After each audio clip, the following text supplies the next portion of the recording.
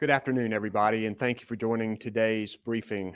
As of today, we have had 1,062,300 cases, 3,413 new cases reported since yesterday, 1,580 people in the hospital, and sadly, 13,700 people who've died. Today's percent positive of cases is 12.2%, much higher than our 5% threshold, and our highest really since the winter surge. But today we do have some good news. I'm happy to announce the third winner of the Your Shot at a Million drawing. 18-year-old Audrey Chavis is from Winston-Salem, and her name was randomly drawn from the list of those vaccinated to be our latest North Carolina winner. Audrey plans to start her freshman year at Fayetteville State University this fall. She also works 2 jobs, but I'm thinking the sweepstakes win might give her a little leeway on that if she wants it. Audrey's with us today, and she's agreed to give us some of her thoughts. So Audrey, you want to come on up? I'd first like to ask you, Audrey, why did you choose to get vaccinated?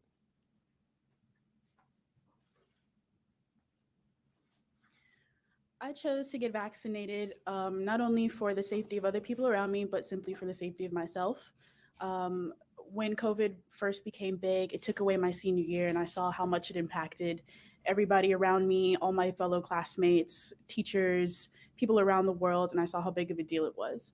So not only did I want to get vaccinated for my own peace of mind, but for everyone around me who else might have could have been affected by COVID, anybody who has a sickness or something that could prohibit them from being able to live their life normally. I wanted to get vaccinated so I could be calm about going about my life and being able to get back to normal as soon as I possibly could. So, Audrey, I know you talk to a lot of people about this. What are the kinds of things you would say to people who are on the fence about getting this vaccination? To the people who aren't sure whether they should get vaccinated or not, I would say I understand that there are people out there who are skeptical about what it could do to their bodies or how it could affect them negatively. But if you do your research and you take your time, the positive definitely outweighs the negative. There are way more pluses than minuses to getting your vaccination. It's easier to just get vaccinated and not have to worry about it than have to worry about constantly wearing a mask or putting yourself at risk, putting other people at risk. And it's easier to just listen to science and listen to the facts and just get vaccinated. So, Audrey, what was your reaction when you learned that you'd won $1 million?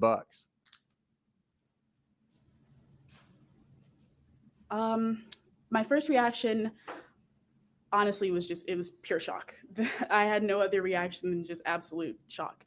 I honestly, I honestly didn't think that it was like a real thing. I kind of thought it was spam mail when I first saw it in my email.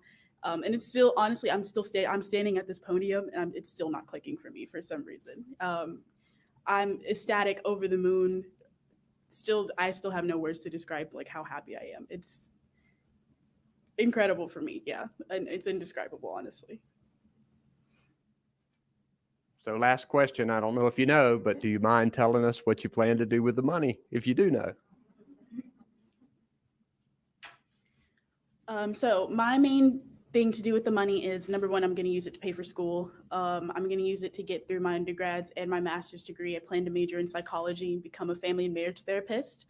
Um, I'm sure I'll have some money left over. I plan on saving most of it, investing maybe 5 or 10% of it, and the rest of it, I don't know. I might treat myself to a shopping spree or something. I don't know.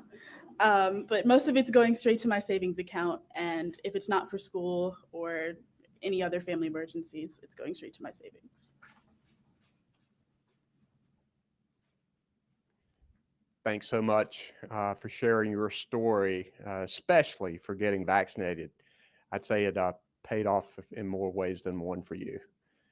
You're doing your part to end this pandemic, and we need more North Carolinians to follow your example. Thanks a bunch, Audrey. Appreciate it. Now we want to turn to our update. North Carolina's COVID-19 numbers continue to increase.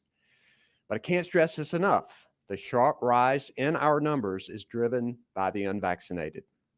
The data and the science are clear that getting a COVID vaccine dramatically lowers the chance of severe illness, hospitalization, and death. These vaccines are safe and effective, and they are the key to getting to the end of this pandemic. Last week, we announced that state government would begin verifying vaccination status for our state employees and executive cabinet agencies, and requiring anyone who's not vaccinated to be tested weekly and to wear a mask. That verification requirement takes effect September the 1st, and agencies are already starting to collect information from their employees. As a state employee myself, I've provided my vaccination card to the department. I've also strongly encouraged private businesses to do the same, and many are stepping up. A number of businesses are requiring vaccines for their workers, and I applaud that. We need all of us to come together and do what we can to increase our vaccination rate and stay safe from this disease. And that includes the private sector, nonprofits, doctors, schools, health departments. And as K through 12 schools prepare for the new school year, I encourage school boards to ask their staff and eligible students to get vaccinated as well. Positive news. In the last couple of weeks, we've seen a 42% increase in first shots. That's good, but we can't stop there. If you've gotten your shot, continue talking with your friends and family about why they need to get the vaccine too. I'd like to ask Cody Kinsley, our Chief Deputy Secretary of the North Carolina Department of Health and Human Services, to share a COVID update with us. Cody?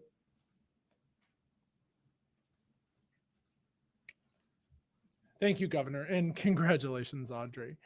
When you made the decision to get a COVID-19 vaccination, I'm sure you never imagined that you would win $1 billion in addition to protecting yourself, your family, and your community.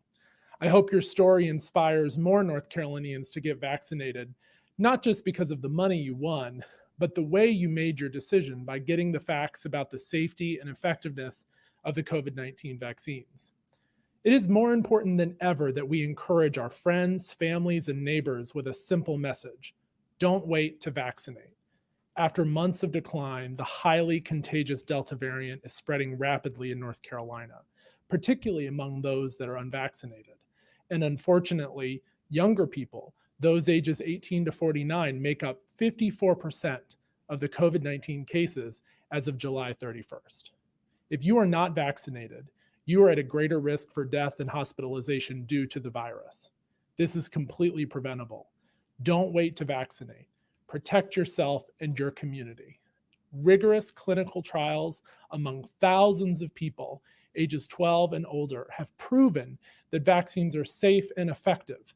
Studies from across the world continue to reinforce that COVID-19 vaccines are incredibly effective at preventing severe disease, leading to hospitalization and death. Vaccination is how we end this pandemic and put our masks away. We need everyone eligible to step up and take their shot. Don't wait until it's too late. As Audrey said, learn the facts, trust science, and protect yourself. Please join the more than 165 million Americans that have been vaccinated. All COVID-19 vaccines are free. They are available near you, and there are people ready to help you with transportation if you need help getting to your appointment. You can get the facts and find your spot to take your shot at myspot.nc.gov or by calling 1-888-675-4567. If you are already vaccinated, thank you for doing your part. With most North Carolina counties in areas of high or substantial transmission, we recommend that everyone wear a mask in all public indoor spaces to help slow the spread of this highly contagious Delta variant. Please also talk to your friends, family, and neighbors who are not vaccinated. Help them understand why we need everyone to get vaccinated. Drive them to an appointment. In some locations, the person you take to an appointment can get a $100 summer card, and you can get $25 just for driving them. We need everyone to come together and help end this pandemic. Please, don't wait. Vaccinate.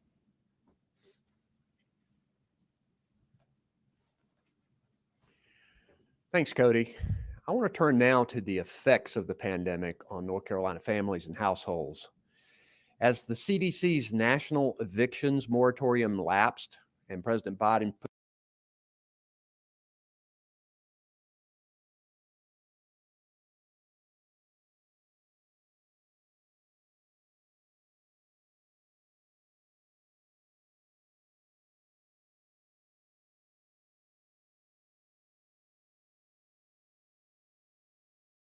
.nc.gov or call 888-9-ASK-HOPE to get help.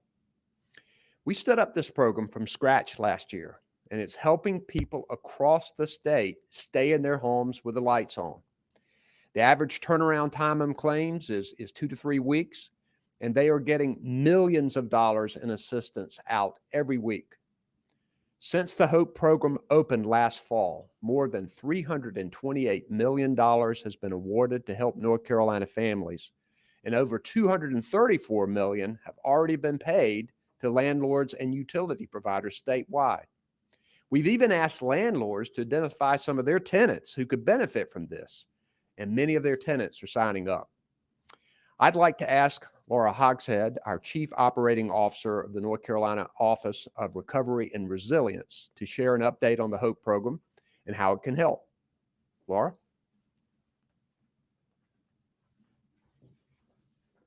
Thank you, Governor.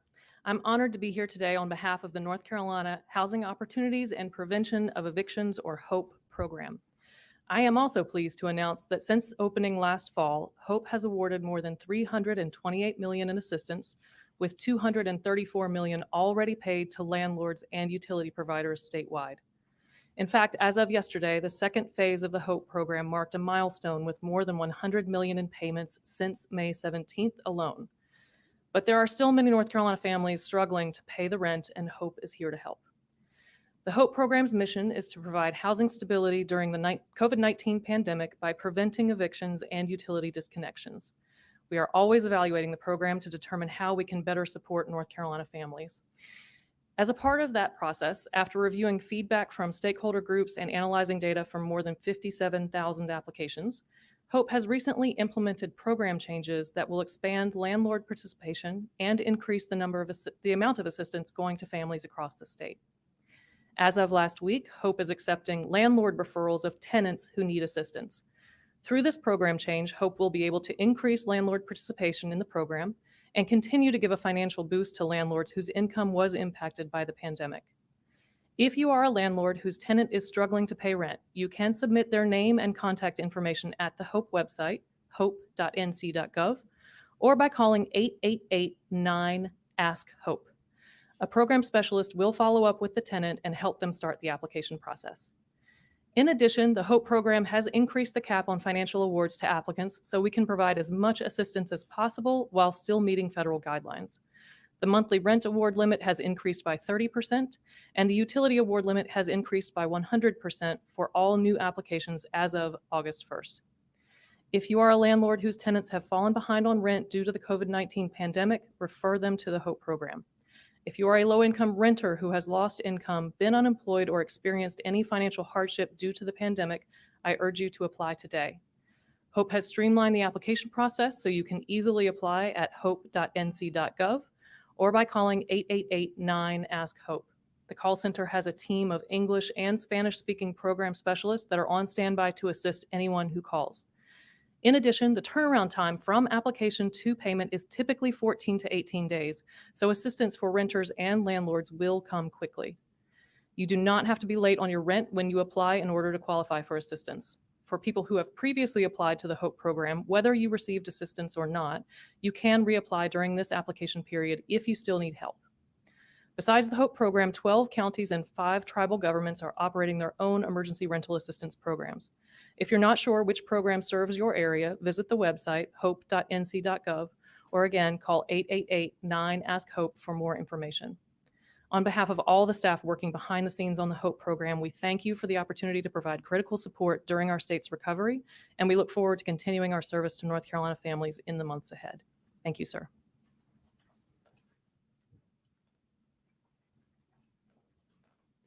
Laura, thanks to you and your team for the hard work. Several months ago, an analysis showed that in states across the country, North Carolina during this pandemic had among the lowest COVID-related deaths as well as job losses per capita. In a difficult year amid too much pain, saving lives and jobs has been a point of pride for our state. It shows that we follow the science to protect people's lives without losing sight of their livelihoods. It shows that we can come together, listen to health experts, get input from businesses, and then do the right thing. Now, as we seek to get more people vaccinated, it's time to come together again and focus on that common goal. With me today, Director of Emergency Management, Will Ray, Dr. Susan Consagra from the North Carolina Department of Health and Human Services, Brian Tipton and Lee Williamson are our sign language interpreters, and behind the scenes, Jackie and Jasmine Mativier are our Spanish language interpreters. And of course, we have Chief Deputy Cody Kinsley and Laura Hogshead, the head of NCORE, here to answer questions as well. So we'll begin with questions from people in person here. Brian. Hey, Governor. Brian Anderson here with DAP. Do you believe New York Governor Andrew Cuomo should resign? The report from the New York Attorney General was troubling, and yes, I believe he should step aside. And one question that I had was, you sort of referenced Biden's eviction moratorium announcement last night. Will you renew calls for the North Carolina Council of State to issue a statewide moratorium? Well, as you know, I extended the eviction moratorium for North Carolina, but this is one of those executive orders that required the Council of State approval, and Republicans on the Council of State turned it down because they have the majority.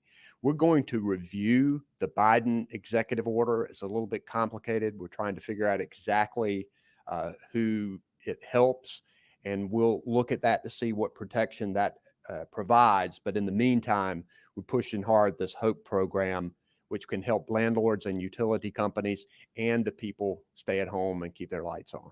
And is Audrey the third round of winners for the vaccine lottery? And where is the $125,000 scholarship recipient? I'll let Cody, you want to answer that? Sure. Thank you, Governor. Thanks for the question.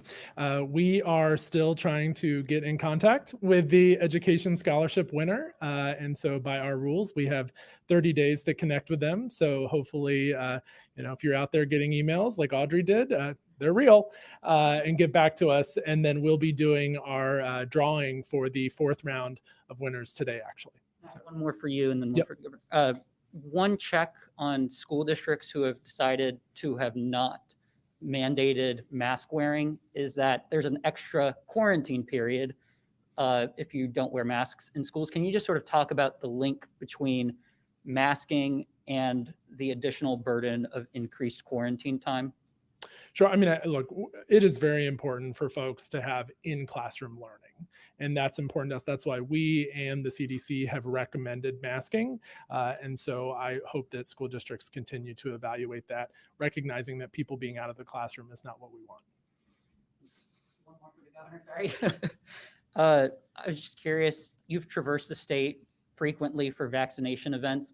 Can you name one person or one story of someone you've talked to who has gotten the vaccine because of this lottery? Oh, we've talked to a number of people who've said, yeah, if I can win, I want to do it. It's hard to know exactly what combination of factors draws people in to get vaccinated. And I think it's sort of one thing builds upon the other. And so as much information as we can get out there, as much incentive as we can get out there, the better off that we are. We did an analysis of the gift cards that we were giving out to get people vaccinated, and we did see an uptick there. So I think incentives do work, but hopefully now with people seeing the seriousness of this Delta variant, that more and more people are coming in. We have seen an uptick in our vaccinations, so it's good. Yes, sir. Hi, Governor. Jonah Kaplan with ABC 11. Nice to see you in person again. Want to start with another New York story, which was in New York City coming out with a vaccine passport, kind of making sure you're vaccinated to use gyms, indoor restaurants. Are you working on something statewide? And if not, what do you think if cities like Charlotte or Raleigh or Chapel Hill or Fayetteville and local governments, would you endorse them doing something like that? So, we want to encourage businesses to do things that would get their employees vaccinated. And I applaud things getting their customers vaccinated. Some businesses have made the decision that we just want vaccinated people here so that we can tell all of our customers and our employees that they're going to be much safer because people are vaccinated. People have a vaccination card that employers can use. Or businesses can use. And we also have a vaccine verification process where people can go to the website and download verification of their vaccine if they got it here in North Carolina. And I can have Cody explain that if you want more detail on it. But I think you're going to see more and more businesses make this kind of decision. More and more employees are going to require vaccinations of their employees because they want their workplace safe. They want to make sure that people stay healthy. next question, I think for you or for Cody, what do we know about the people who are hospitalized? Not just their vaccination. I think the vast majority of people are unvaccinated, but are they, older? Are they seniors? Are they obese? What kind of comorbidities do they have?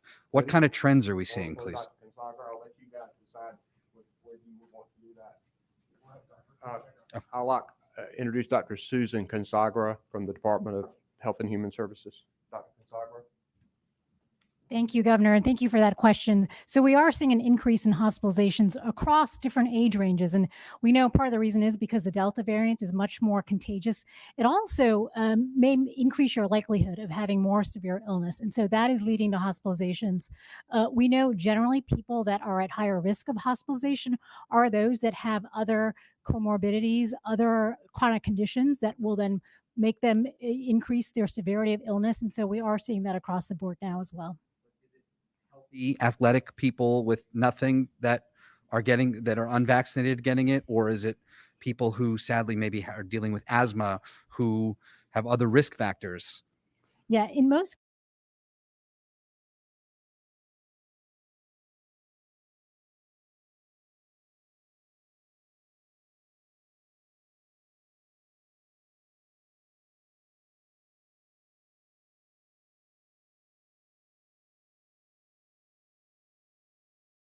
And Governor, finally, we tried the honor system at first, trying to say if you're vaccinated, you can take off the mask. Now you're trying with, giving out the incentives. At what point do we say, listen, if you're unvaccinated, this is the risk you live with? And for vaccinated people, look, it shows that you can deal with this. It could be just like the flu for a couple days, but you're more likely to stay out of the hospital and, stay out of a worse outcome. At what point do we say, this is what we're going to do?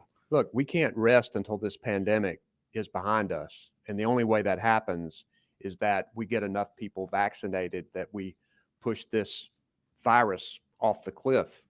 So we need to continue to do the things to try to get more people vaccinated, because yeah, you're making the decision not to be vaccinated, but what you're doing is you're putting everybody else at risk because you've made this decision, then you're continuing to foster this virus in the community.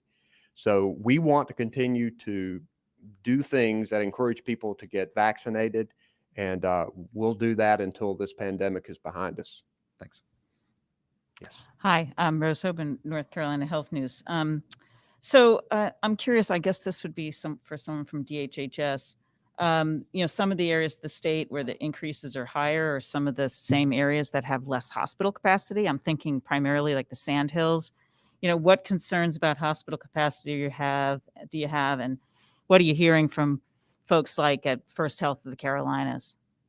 Well, first, we're constantly concerned about hospital capacity, and we have seen, I think, close to triple the number of people in the hospital over the last few weeks. We're up over 1,500 today.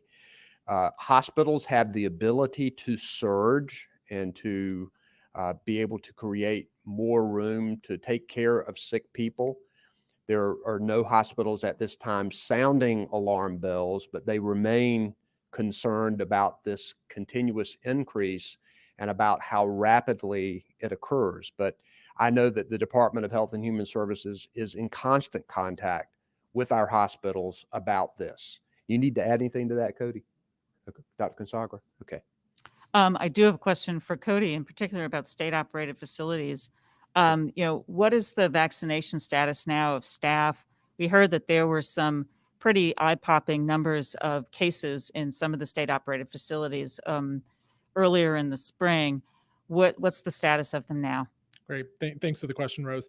I'm really proud of our team at the state-operated healthcare facilities. We have over 77% of our staff that have been fully vaccinated.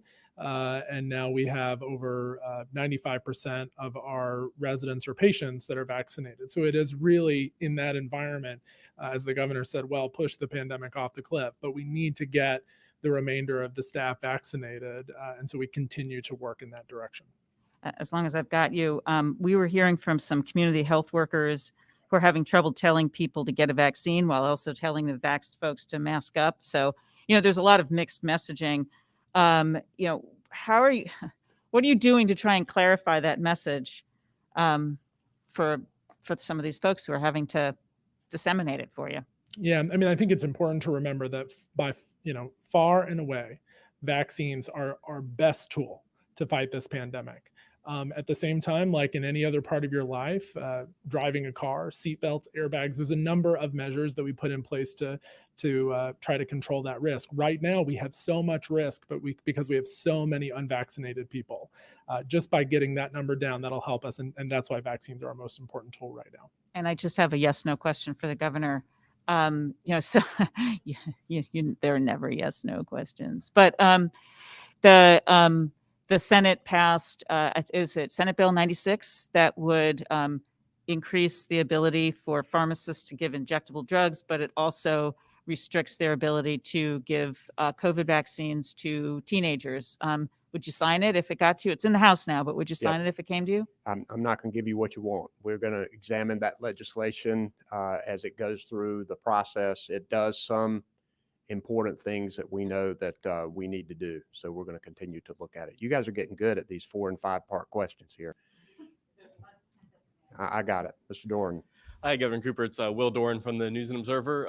I was wondering if we continue lagging a little bit on vaccinations, people are remaining resistant to get vaccinated. Is there a point where you consider bringing back, limitations on nursing home visitations, mask mandates, maybe even business shutdowns, anything like that?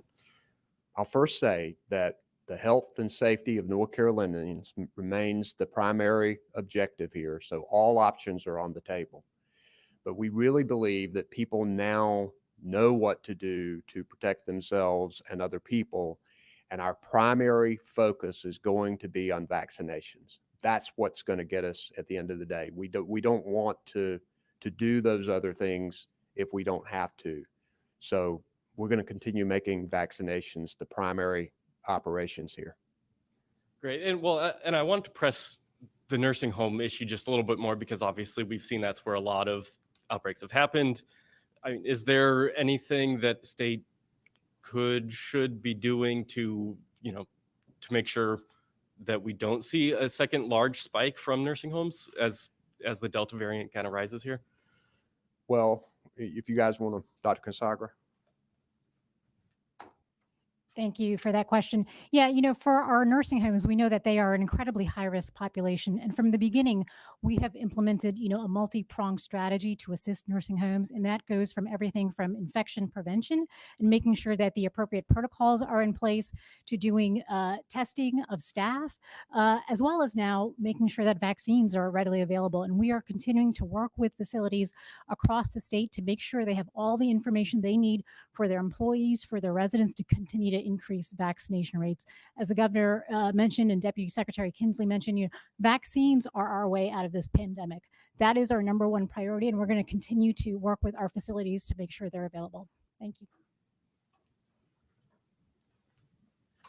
Adam? Yeah, Adam Owens, WRL News. We just left, as you may have seen on the way here, a bunch of healthcare workers downtown protesting, saying that whether or not they put the shot in their body should be their choice, and that it shouldn't potentially cost them their job. What would you say to that? That's so disappointing. If you are a healthcare provider working closely with patients and around patients who are often sick, it's your responsibility to get a vaccine. I appreciate their right to protest and their First Amendment right to protest. But I think that these healthcare facilities have made the right call in requiring employees to get vaccinated. And I hope that they will work to get the information and to be convinced that this is the right thing to do, not only for themselves and their families, but to the patients that they are supposed to treat and protect. And the only other question is, piggybacking off his question about possibility of further restrictions, are there any trigger points, even if they're behind the scenes, that you guys have in mind that could trigger further restrictions at some point? We are focused on vaccines, Adam. That's where we are right now. and we want to continue to push this. We're making some progress. The last couple of weeks, we've seen increases. So we're hoping that that momentum can continue. Okay, we'll go to the phones if we have some people who've called in. Our first question is from Richard Craver with the Winston-Salem Journal. Yes, Governor, this is Richard Craver with the Winston-Salem Journal. We had a nursing home yesterday Arbor Acres announced that they were going to require mandated vaccinations for their employees. Do you anticipate that that might spread to other nursing homes, long-term care facilities, and then would you recommend or advise that? Yeah, I would support that. I think that we need to make sure that people who are treating patients and looking after them not only protect themselves, but protect patients. And, you know, I realize that some of the healthcare facilities have to make tough calls because there can potentially be some shortages of staffing if enough people make the decision that they would rather leave their work than get a vaccination. So, you know, these healthcare facilities have got to weigh those kinds of factors before they make those decisions. But I think moves that we make to get more people vaccinated are positive, particularly those who are in the healthcare arena. Next question, please. Our next question is from Robin Kennedy with Fox 46. Good afternoon, Governor. Wanted to ask if why you have not mandated masks in schools so far, if you are concerned about keeping students in person learning this year. Well, we have strongly recommended that school boards require masking. The CDC recommendations say that, our doctors say that.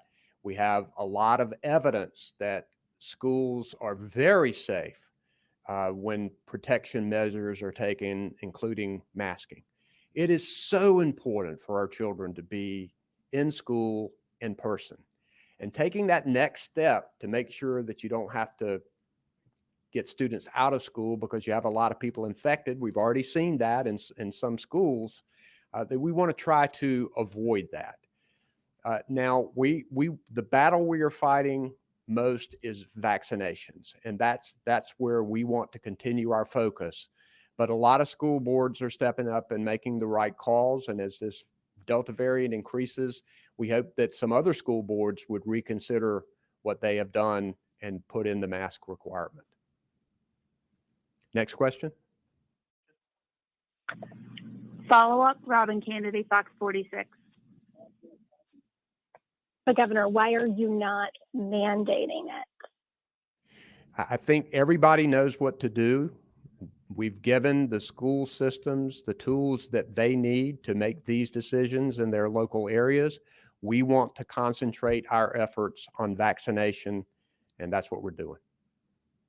Next question.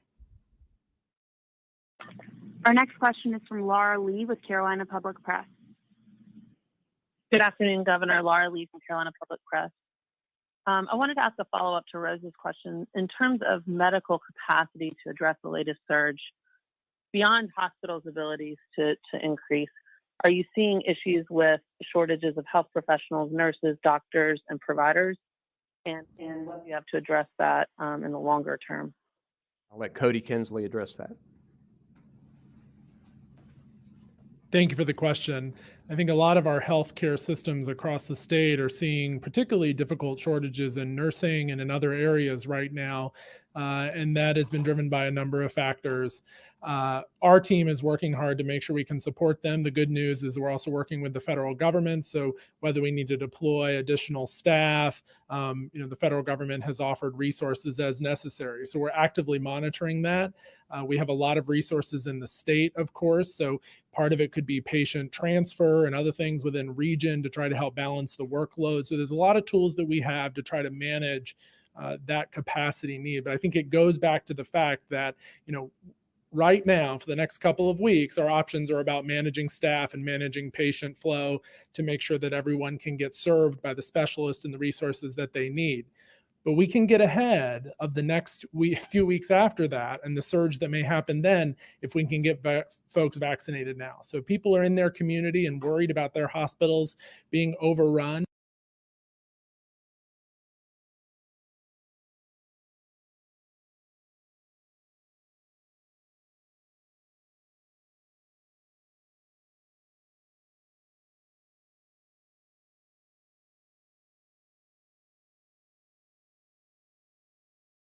some differentiation in surging based on region, and we were tracking that with the county alert system for a while. I'm wondering if you are currently seeing what appears to be more widespread Delta variant, and if in the future you anticipate reinstituting a system where we may, consider different areas and the approach to mandates in different regions differently. right. So we are watching carefully at a regional basis. I think, as was pointed out earlier, we are seeing the current surges in our counties and communities with our lowest vaccination rate. That's perhaps without surprise. And so it's important for us to support those local hospitals there. I think, as we have found and learned in these last 18 months or so, that the virus does not respect regional borders that we create. It moves quickly and it moves across borders. And so we have to be forward thinking. We have to move fast in that direction. So I think that beyond thinking about regional controls, we are just trying to make sure that every hospital is prepared and that those local communities can get their vaccination rates as high as possible. Next question, please. Our next question is from Caroline Hicks with WBTV. Hi, thank you for taking my question. We were hearing from a Union County school board member that he feels undocumented immigrants crossing the border are causing a rise in COVID cases since they aren't going through any screening and testing if they aren't coming through legally. Is that a concern from the state? And do you believe that that is worth discussing at a school board meeting? I have no information that is occurring. I'm concerned about any person that is unvaccinated because unvaccinated people are causing a surge in this pandemic. I've said many times that we definitely need to fix immigration at the federal level, and I encourage our federal officials to come together and make sure that we have a system that works. Next question, please. Our final question for today's media briefing will be from Anjali Patel with WLOS. Hey, Governor, thanks for taking my question.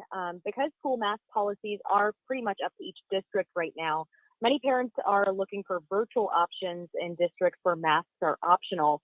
Well, should school districts be forced to offer a virtual option for learning this year? Well, I think that would be up to the school district. We are encouraging in-person learning for our students. It is so important that happen, and we're going to continue to push in-person learning.